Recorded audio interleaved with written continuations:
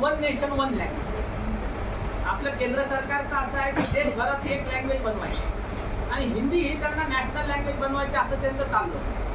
पण आपल्या देशात एक प्रॉब्लेम आहे नॉर्थ आणि साऊथ. नॉर्थचे लोक हिंदी बोलतात, साऊथचे लोक हिंदी बोलत असतात, त्यांना हिंदीचा राग.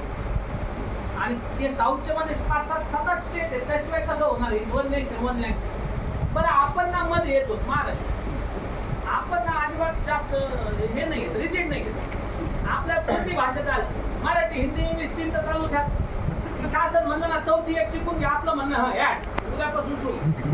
पण ते साऊथचे खूप रिजिड आहेत. याचा यांना हिंदी कसं बोलवायला लावायचं म्हणून नवीन कायदे बनवले, नावच हिंदीत ठेवली. भारतीय न्याय संहिता BNS, भारतीय साक्ष अधिनियम BSC, भारतीय नागरिक सुरक्षा संहिता BNS. मद्रास बार देशातला रेप्युटेड बार.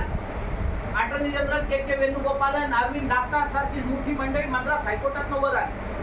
ते दर महिन्याला राष्ट्रपतीला पत्र लिहून राहिले. इंग्लिश नाव बघा ना काय झालं. ते केंद्र सरकारला विचारलं ना इंग्लिश नाव, तर केंद्र सरकार म्हणतं आहे ना, म्हणजे कुठे ते काय BNS BSA इंग्लिश तेवढे म्हणजे लॉंग फॉर्म म्हणे हे का BNS भारतीय न्याय संहिता काहीतरी म्हणते ना. आणि भारतीय नागरिक सुरक्षा संहिता BNSS. आता काही दिवस थोडा टाइम लागेल, काही जनता आणखी त्याला BSNL म्हणून राहील. सवय लागेल ना, आता एवढ्या वर्षाच्या सवय कशा राहतील. आयुष्य गेलं IPCC आता IPCC एवढंच राहिलाच नाही. आता आला BNS BSA BNSS. पण आता एवढ्या वर्षाच्या सवय लवकर जाणार नाही.